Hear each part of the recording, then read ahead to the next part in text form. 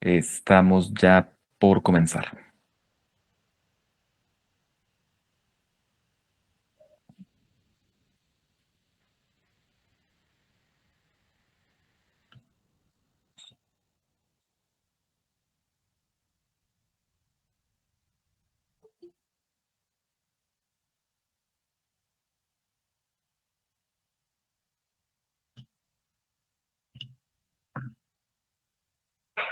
Buenas noches, Lencio.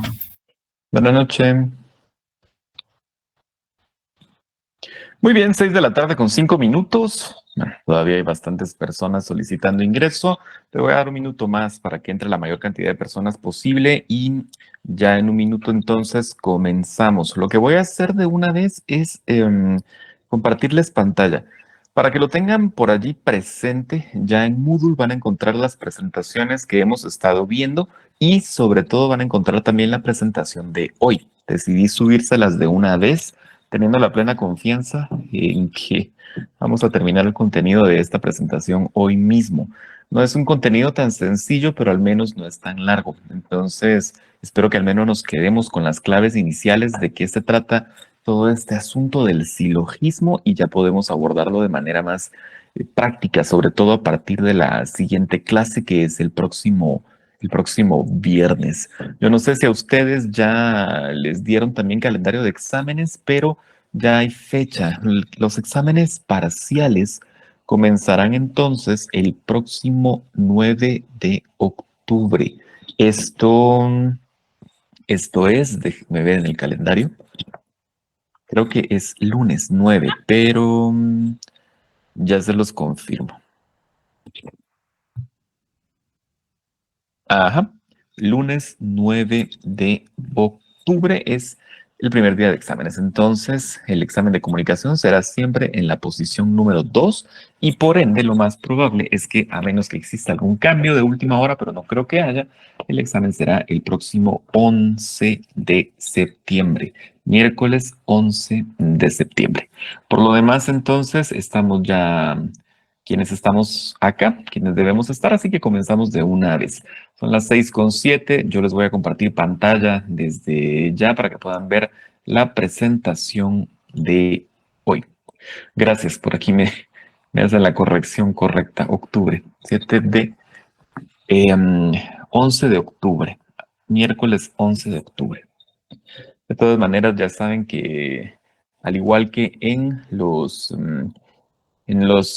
exámenes anteriores, por ahí les dejo yo un temario con la fecha específica en su momento, pero todavía no estamos cerca. No sé la hora, de esos detalles todavía no tenemos datos certeros, para eso es mejor que nos acerquemos a la fecha en concreto. Entonces, por ahora solo quédense con la fecha, pero estén atentos a los canales oficiales de la facultad para poder obtener la información más detallada, porque tampoco es que dependa exclusivamente de mí, sino es una decisión tomada institucionalmente.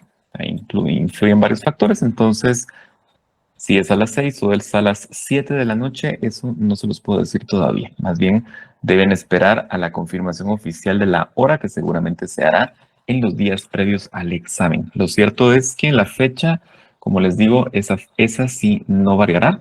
Será el próximo 11 de octubre, que es miércoles, un día como hoy. Muy bien, estamos entonces en las últimas sesiones de clase hemos venido platicando acerca de diferentes temas relacionados con proposiciones categóricas, pero habíamos llegado hasta el punto en el cual hablábamos de cómo una proposición categórica podría afirmar o negar la condición de un concepto asociada con otro, y a esto le llamaríamos juicio, que fue justamente lo que vimos en la sesión anterior de clase. Habíamos visto que existían los juicios A, los juicios E, los juicios I, los juicios O, y cada uno de ellos tenía como principales particularidades o principales características, más bien el hecho de poder ser tanto universal como particular. Habíamos dicho que aquellos que eran universales eran los que aludían a la extensión total de un concepto, y por el otro lado estaban los particulares, que eran aquellos que se asociaban con una parte únicamente de los elementos de un concepto. Y esto se relacionaba directamente, se relacionaba estrechamente con la noción de la afirmación o la negación, a la cual le habíamos llamado el cualificador dentro del juicio. Recuerden que el juicio proviene siempre de una proposición categórica y la proposición categórica siempre va a aparecer en forma de oración copulativa, es decir, un sujeto, un verbo es, un verbo, sí, un verbo ser más un predicado. Entonces, es en el verbo donde vamos a encontrar la cualidad del juicio, si es esta afirmación o bien si es negación. ¿Cómo lo identificamos? Pues si está en positivo o en negativo. Un juicio que afirma dirá es o son, y un juicio que niega dirá no es, no son, o incluso podrá sumarse esta cualidad al cuantificador mismo cuando decimos ninguno, porque al decir ninguno como cuantificador, estamos excluyendo a todos los elementos de ambos conceptos de la posibilidad de poder conectarse entre sí. Vale, con eso en mente o con eso justamente eh, sobre la mesa, entonces podemos empezar a preguntarnos qué podemos hacer por medio de las proposiciones, qué podemos hacer también por medio de los juicios. En este caso, entonces, el principal producto de la combinación de dos juicios será siempre un silogismo.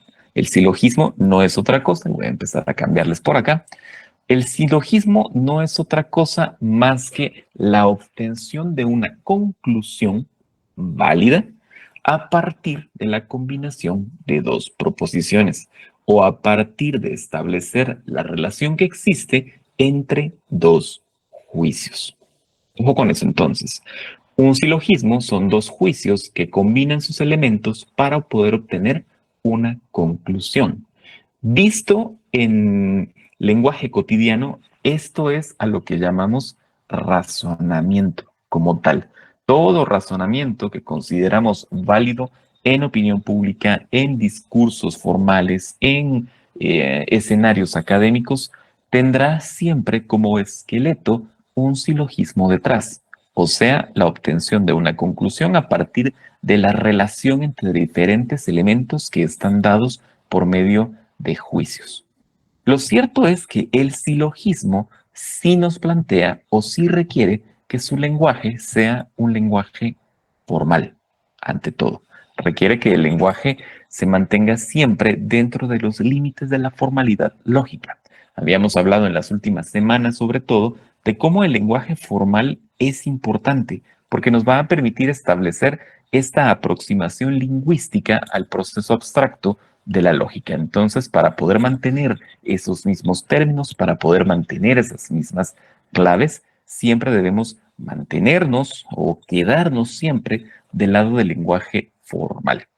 Entonces, si bien es cierto, el silogismo es una construcción lógica, tampoco por favor olviden nunca la condición de que todo esto es solo una aproximación lingüística. Estamos tratando de darle forma a manera de lenguaje a un proceso que es estrictamente abstracto y estrictamente cognitivo. Pero como no podemos ver la forma en la cual la sinapsis neuronal trabaja, le hemos dado esta salida en forma de lenguaje para poder comprenderla y de cierta forma también para poder manipularla en cierto nivel o manipularla hasta cierto punto para poder también apropiarnos de sus beneficios y de sus ventajas, sobre todo. Entonces, si nos tocara hablar ya a nivel más abstracto, podríamos decir que el razonamiento, la forma en la cual el cerebro humano razona es por medio de estas estructuras, estructuras que establecen jerarquías entre términos y sobre todo jerarquías entre conceptos y además de eso nos brindan o nos plantean relaciones entre ellos y que a partir de la combinación de todos estos elementos podemos encontrar también relaciones o conclusiones que para los términos lógicos se consideran válidos. ¿De qué se trata o cómo es que esto eh, se observa al momento de verlo sobre el terreno? Vamos poco a poco. Primero vamos poco a poco. Vean. La estructura de un silogismo siempre va a estar bien definida y siempre será la misma. Entonces, por favor, a aquello que llamábamos juicio, no es que lo perdamos como elemento o como contenido, simplemente va a cambiar de nombre. Fíjense bien, como al principio le llamábamos teoría de conceptos, luego le llamamos proposición categórica, a la proposición categórica después le llamamos juicio, y ahora vamos a dejar fuera la idea del juicio como tal y vamos a comenzar a darle el nombre de premisa. Un silogismo se compone de dos premisas y una conclusión y siempre tendrá la misma forma. Aquí la pueden ustedes ver. Premisa 1, premisa 2 y conclusión al final.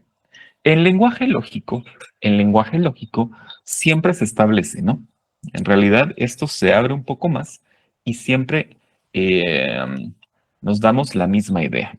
Los silogismos, que proviene sobre todo su desarrollo más formal proviene de la Edad Media y un poco más adelante, ya en el Renacimiento, siempre se marcan de la misma manera.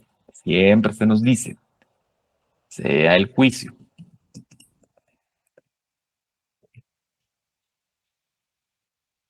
Si la premisa 1 y la premisa 2, entonces, conclusión. Entonces, la estructura del silogismo siempre va a ser esta. Siempre se nos dirá, o al menos habrá detrás este pequeño esqueleto de formulación, por así decirlo, o de esquema, para que lo tengan ustedes presentes. Siempre estará detrás un sea el juicio, si la premisa 1 y la premisa 2, entonces la conclusión. En muchas ocasiones, todas estas formalidades se pierden y únicamente vamos a tener la premisa 1,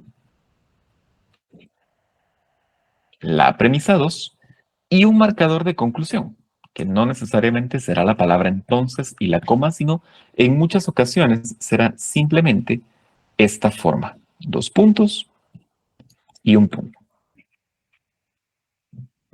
Así como lo pueden ver ustedes en pantalla, se los puedo ampliar un poco más para que lo puedan ver un poquito más claro. Entonces, ¿por qué es importante?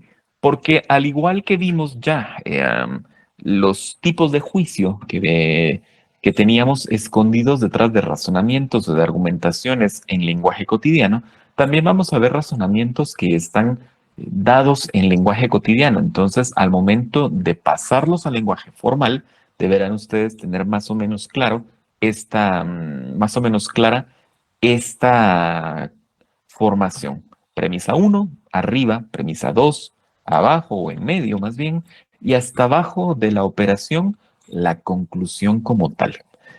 Pero, ¿cómo se mira un silogismo ya sobre el terreno?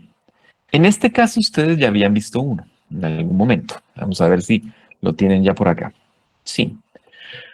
¿Recuerdan, por ejemplo, cuando hablábamos del lagarto Juancho y cómo el lagarto Juancho era efectivamente un científico? En esencia, eso era un silogismo. Es obtener una conclusión a partir de dos premisas. Si todo lagarto es científico, si lo quieren con el lenguaje total o completo, digamos, sea el juicio, que si todo lagarto es científico y Juancho es un lagarto, entonces Juancho es científico. Desde el punto de vista lógico es válido. Verídico, ya saben ustedes que no. Pero en general, desde el punto de vista lógico, esa construcción es válida porque nos da dos premisas, nos permite relacionar términos entre ellas y a partir de esa relación obtener entonces una conclusión que sea válida desde la formulación. Aquí pueden ver ustedes otro silogismo base. Si todo animal es ser vivo y todo gato es animal, entonces todo gato es ser vivo. Analicemos qué es lo que está pasando acá, que es aquello que nos va a permitir también encontrar la disposición del silogismo y entenderlo como estructura, sobre todo. Veamos, quiero ver qué les podía poner por acá. Sí, fíjense bien, aquí lo que vamos a encontrar es justamente, y voy a regresar aquí, que las premisas en este momento, quitemos o separemos la conclusión. Las premisas nos hablan de diferentes conceptos, ¿sí? Entonces, ¿de qué nos habla la premisa que tenemos arriba? Nos va a hablar primero de animales y nos va a hablar también de seres vivos. Nos va a decir todo animal es ser vivo.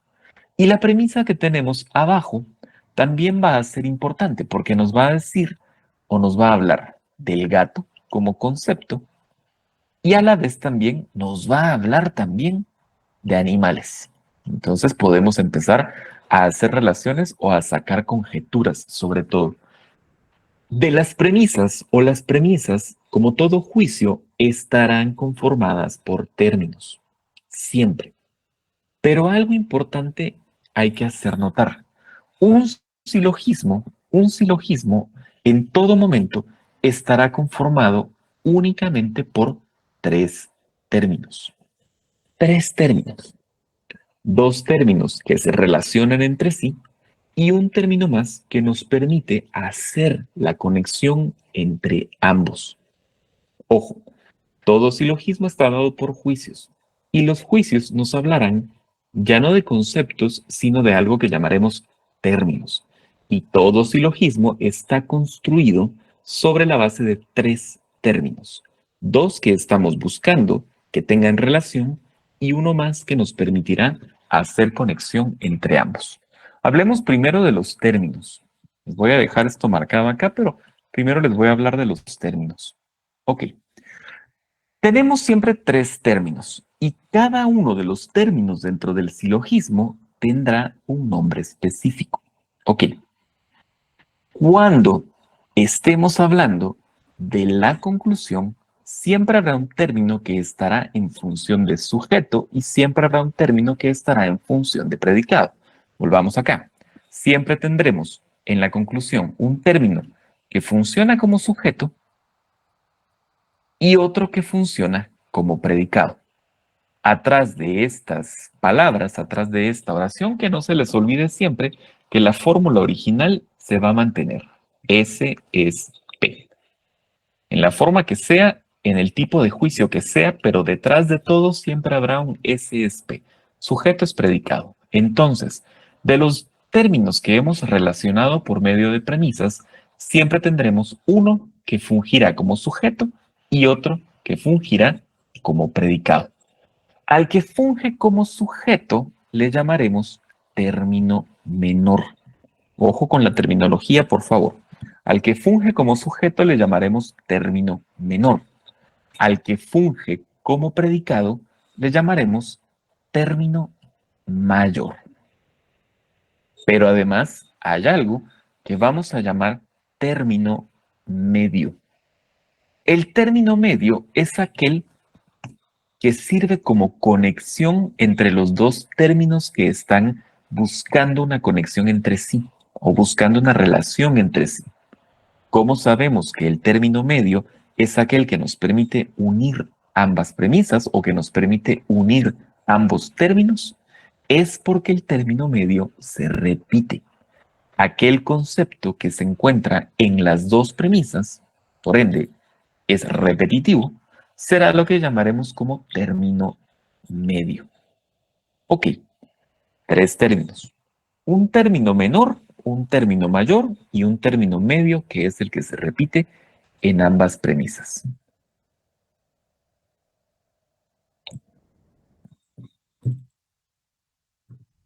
Ok, entonces, el hecho de que exista un término mayor y un término menor, perdón, también hará o también le dará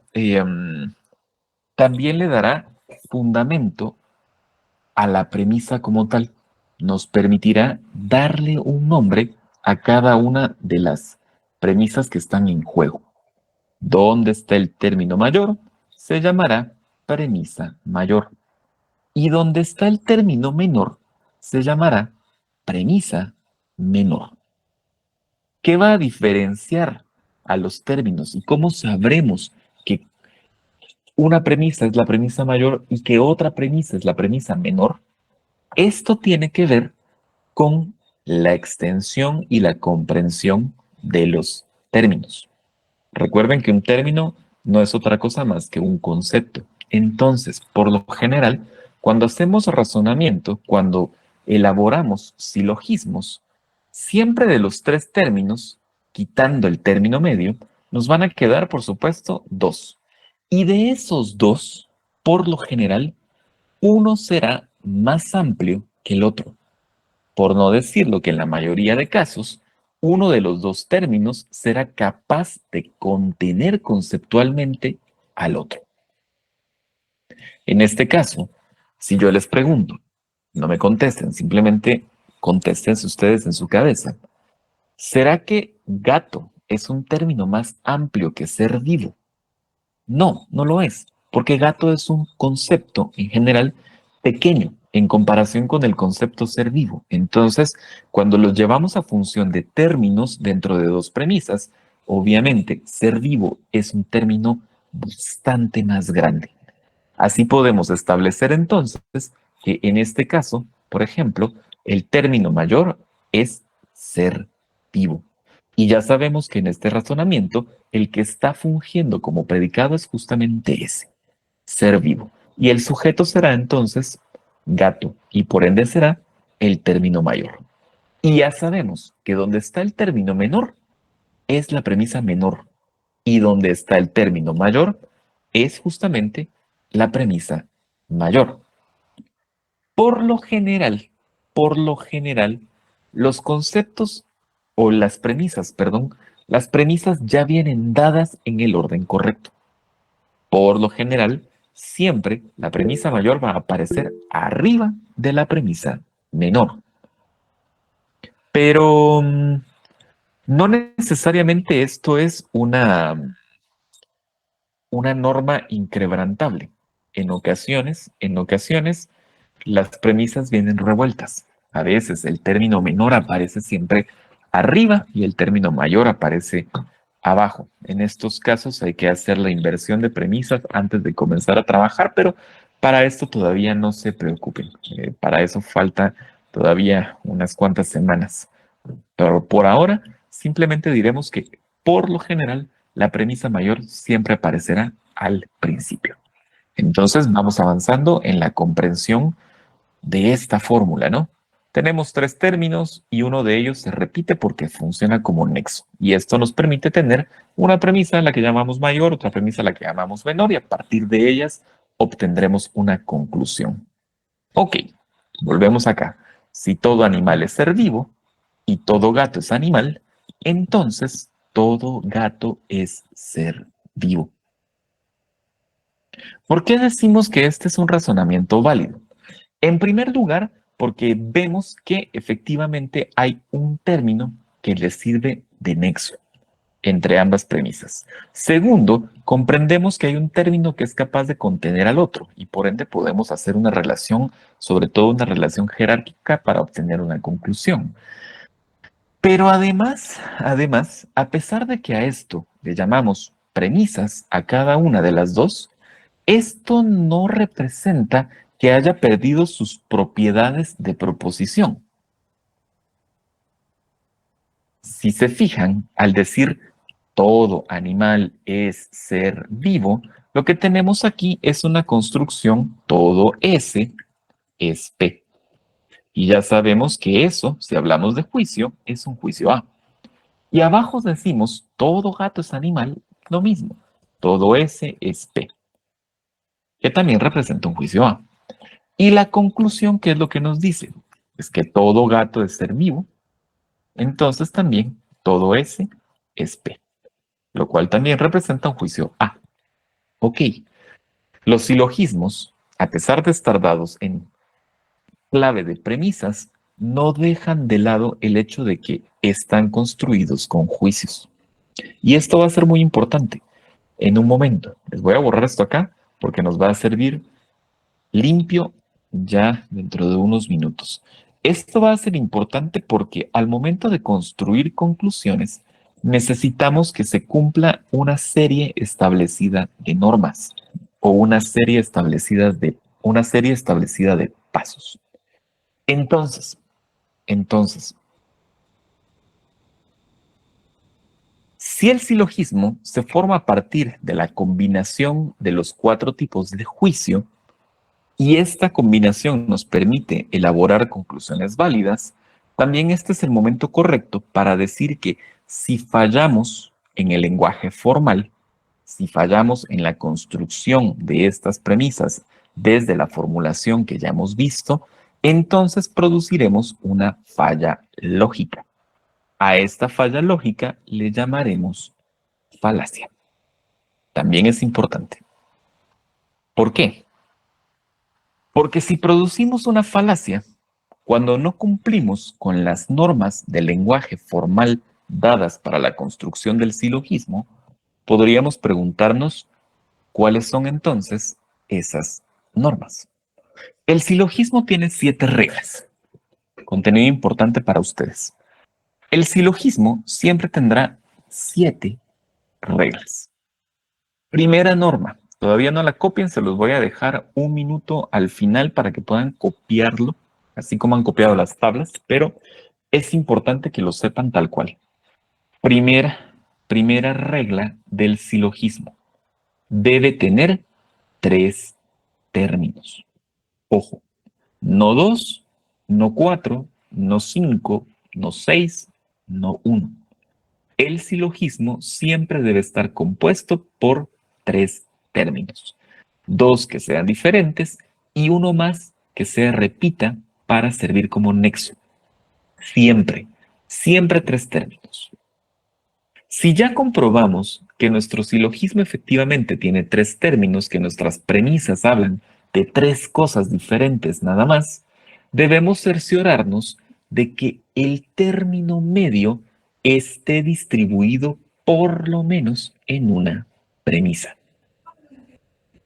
Tal vez se empieza a complicar, pero no es complicado si recordamos las tablas y las tenemos a mano. El término medio debe estar distribuido en por lo menos una premisa. ¿Qué significa esto? Recuerden, toda la extensión de un concepto debe estar aludida para que podamos decir que está distribuido. Lo mejor es que tenga siempre como acompañamiento el cuantificador todos o el cuantificador ninguno para poder establecer que se está aludiendo por inclusión o por exclusión a todo un concepto. Entonces, cuando ya identificamos nuestros 3 términos, debemos identificar además cuál es aquel que se repite para establecer cuál es el término medio. Y una vez lo tengamos establecido, podremos entonces cotejar con nuestra tabla para poder comprobar que el término medio, ese que se repite, por lo menos debe estar distribuido en una de las 2 premisas. Segundo punto. Tercer punto importante. Todo silogismo debe contar en sus premisas con por lo menos una universalidad. Esta pregunta sí se las hago aquí en el chat. Contéstenme ustedes, por favor. ¿Cuáles son los juicios universales? Díganmelo ustedes. Recuerden sus tablas, recuerden lo que han visto en las últimas clases. Cuéntenme, ¿cuáles son los juicios universales? ¿Cuáles son aquellos juicios que nos hablan de universalidad? Solo las letras, por favor. Voy a esperar a ver quién me contesta. Lo estoy viendo por aquí en el chat que tienen. Ok. La información dice que es a las 6 de la tarde para la jornada nocturna. Para que me preguntaba sobre el horario que me decía que decía a las 6, ese es el horario oficial. Lo que pasa es que para no cargar la plataforma, ya en varias ocasiones se ha cambiado por secciones. Hay unas secciones que se examinan a las 6 y otras que se examinan a las 7. Si no recuerdan mal, su examen anterior, el primer parcial, fue a las 7. Entonces, por favor, esperen la hora indicada, porque así como que puede que sea a las 6, puede que se los escalonen a las 7. Y aquí estoy viendo las respuestas que me están enviando ustedes. Gracias. Los juicios A y E efectivamente son aquellos que nos hablan de universalidades. Entonces, ya saben ustedes que al momento de construir un silogismo o de evaluar un silogismo, es necesario, es necesario que haya por lo menos un juicio A o un juicio E. Tercera norma, debe tener una universalidad. Cuarta norma, siempre debe haber una afirmación. Siempre una de las dos premisas debe ser afirmativa, debe tener un cualificador positivo. Vamos al chat también. ¿Cuáles son los juicios que afirman solo las letras? Solo letras. ¿Qué juicios afirman? Gracias. Ahí lo tengo, por si alguien más se suma, pero de todas maneras ya ustedes lo están diciendo de la forma correcta.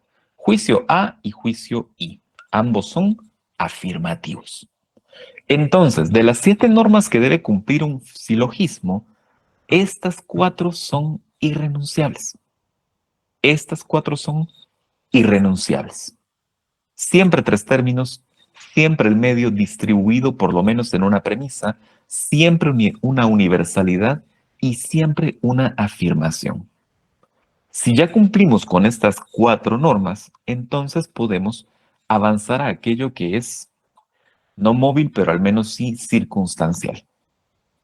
Fíjense bien, si hay una particularidad dentro de las premisas, o sea, si hay un juicio y o bien un juicio o dentro de las premisas, la conclusión será necesariamente particular.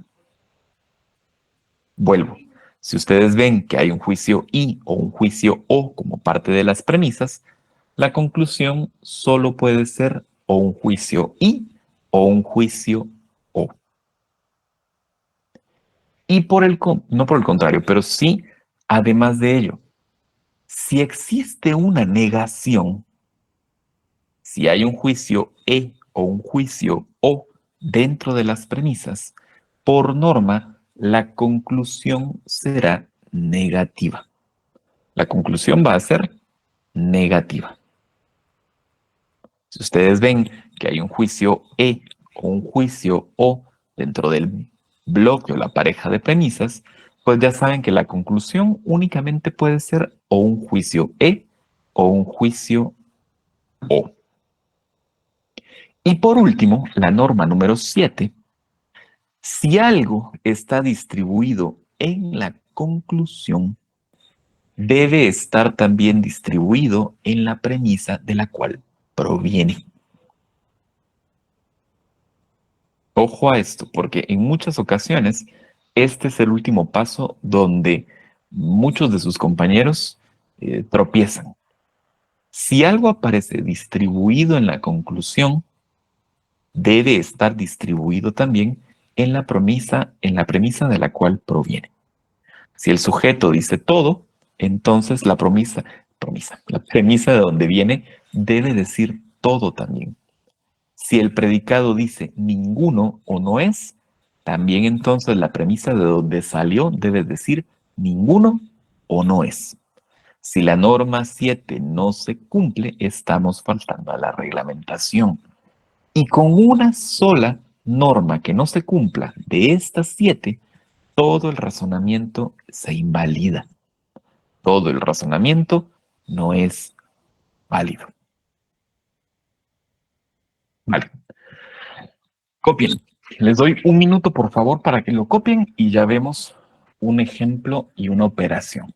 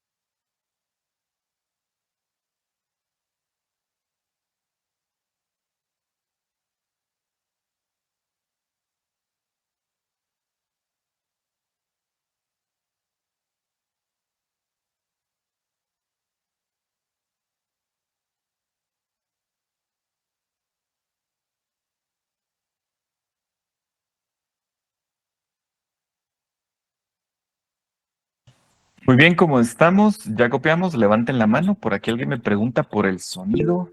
Si alguien más tiene problema con el sonido, por favor, déjenlo por acá en el chat, pero si no, probablemente es su conexión, Rodolfo. En realidad ha llovido tanto en estos días que todas las conexiones son irregulares. Incluso yo mismo ayer no pude estar con sus compañeros en sesión sincrónica porque se me cayó el internet, la señal completamente. Entonces, probablemente experimentemos problemas de conexión. Bueno, 7 normas entonces, por favor. Si les digo que lo copien, ya saben ustedes, esto también es una tabla y esto es algo que se memoriza, por favor. Entonces tienen ustedes diferentes puntos de memoria. No es un contenido memorístico para no comprenderlo y solo repetirlo. Necesito que sepan de dónde viene, pero es también igualmente importante que lo sepan bien, que lo tengan bien aprendido. Las normas del silogismo, las 7 normas, las tablas de distribución y los tipos de juicio. Si tienen esos 3 contenidos aprendidos bien, se les va a facilitar bastante la solución de problemas.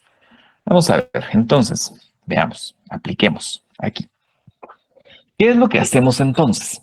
Bueno, tenemos las mismas 2 premisas, no vamos a variar aquí en esto, en realidad. Solo quiero ver si aquí está... ya. Tenemos de nuevo la misma pareja de premisas. No la vamos a variar para no modificar el ejemplo como tal, para que lo vean ustedes con un ejemplo sencillo.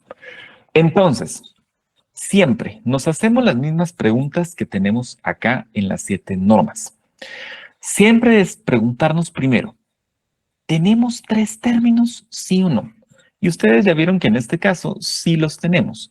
Tenemos un término que es animal, un término que es ser vivo, un término que es gato y un término que es animal de nuevo. Entonces podemos establecer también que hay uno que se repite, animal. Entonces podemos empezar a clarificar nuestro silogismo, ¿no?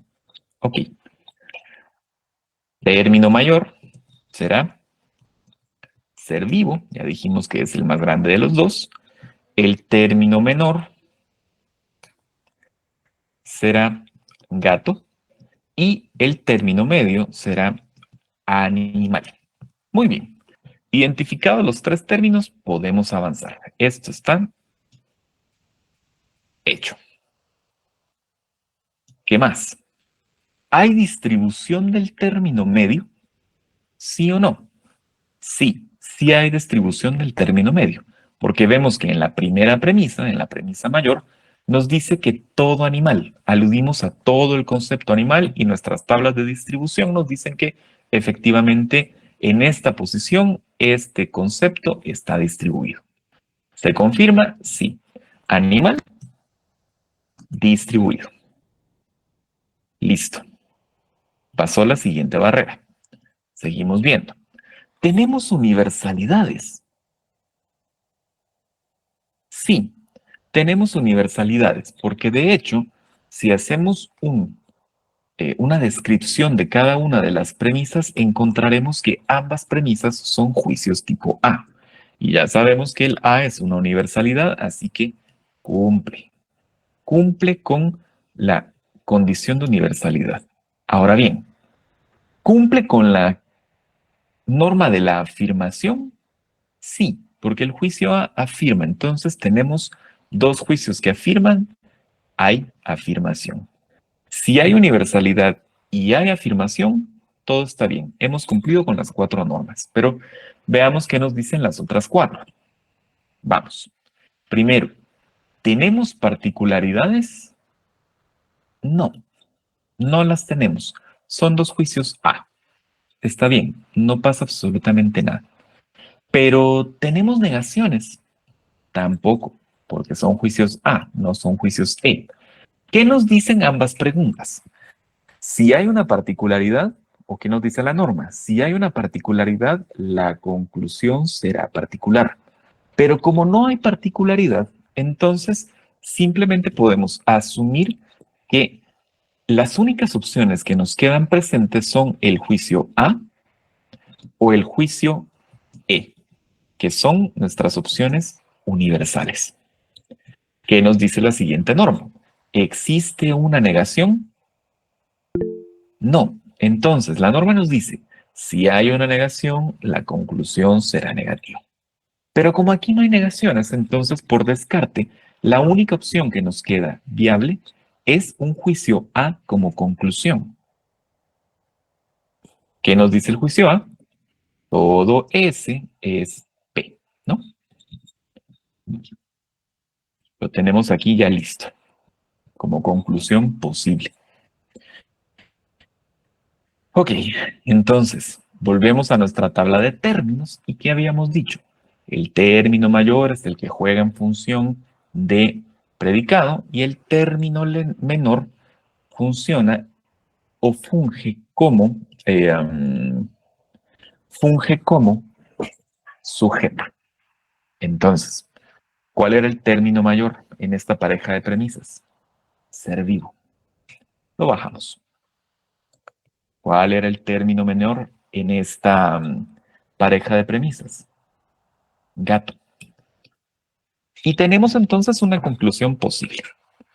Si todo animal es ser vivo y todo gato es animal, entonces, pongámosle por aquí su formita, su forma triangular de conclusión, entonces todo gato es ser vivo.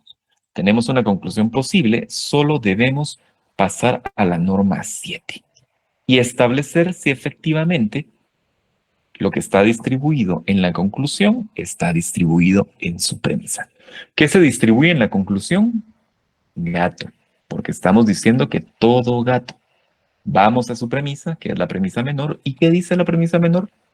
Que todo gato también. Entonces, hay conexión. Distribuido en la conclusión, distribuido en su premisa, se completó la norma número 7. Por ende, podemos decir que este silogismo es válido. Muy bien. Grosso modo, este es el procedimiento y estas son las normas y es así como lo aplicamos. ¿Algún consejo para ustedes? De hecho, mi consejo personal, esto no está en el libro, pero sí es mi consejo personal, es que cuando ustedes tengan un silogismo enfrente, cuando tengan un silogismo enfrente y no tenga conclusión, que se les pida que lo resuelvan, lo primero que deben ustedes hacer antes de cualquier otra cosa siempre sea identificar los tipos de juicio. Aquí ya sabemos que esto es un juicio A y acá ya sabemos que esto es un juicio A también. Entonces, ¿por qué esto es importante? Porque si hacemos los tipos, si identificamos los tipos de juicios desde un principio, podremos también saber o intuir cuál es el tipo de juicio esperado al final. A esto es a lo que le llamamos una sumatoria de juicios o una sumatoria de premisas.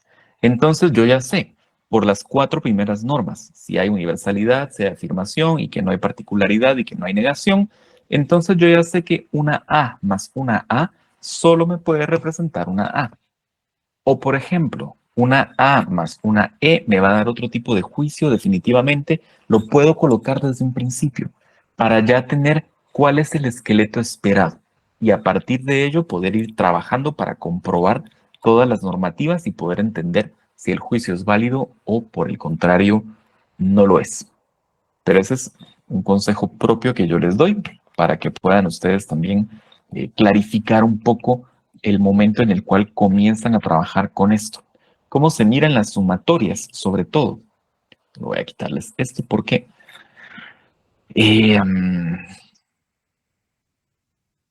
se los voy a dejar.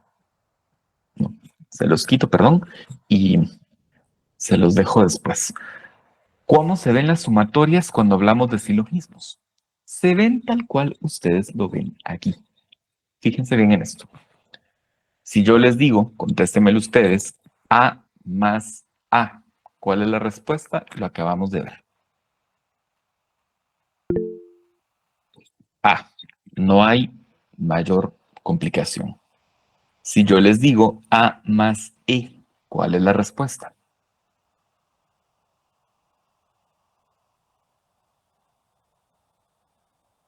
A más E, ¿cuál es la respuesta?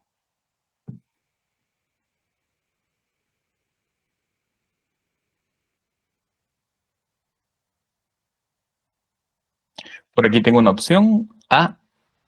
¿Alguien más? Ok.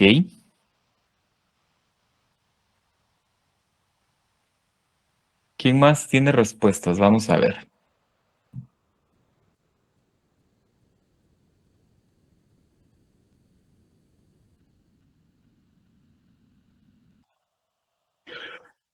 Muy bien. Quienes dijeron A, no, no es A. Quienes dijeron E están en lo correcto. Quien me dijo B, no hay juicio B. Ojo con eso, por favor. La respuesta es E. ¿Por qué? Porque fíjense bien si lo analizamos. ¿Qué nos dicen las normas que debe existir? Debe haber una particularidad, debe haber por lo menos una universalidad. En A más E, ambos son universales, se cumple. Debe existir por lo menos una afirmación. En A más E, la A afirma, entonces se cumple. Debe existir, si hay una particularidad, una conclusión particular. Pero no hay particularidades porque A y E son universales, entonces queda fuera. Pero nos dice que si hay una negación dentro de las premisas, la conclusión será negativa. Entre A y E es una negación, pero como la particularidad no es una opción en este caso, la única respuesta viable para esta sumatoria es una E. Quienes lo tienen E, bien. A más I. Vamos. A más I.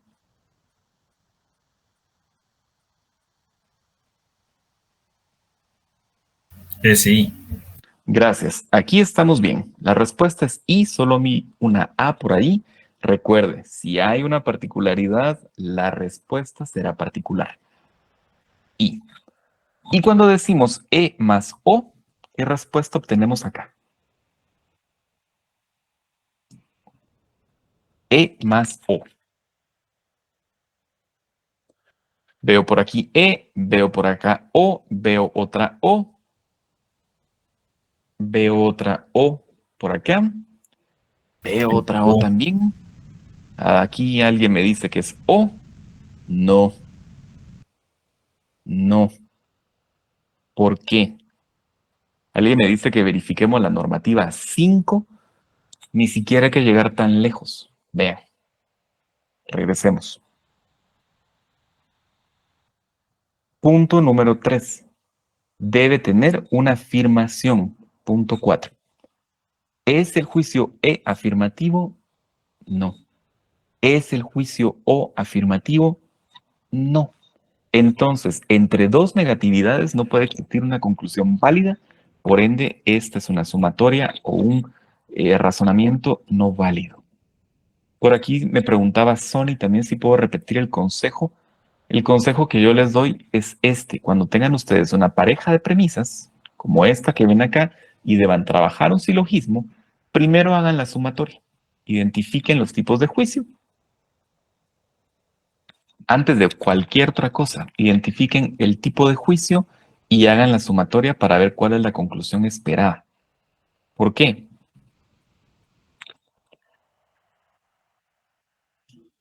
Porque, por ejemplo, si ustedes ven que las dos premisas resultan siendo una sumatoria como esta, allí mismo dejan de trabajar.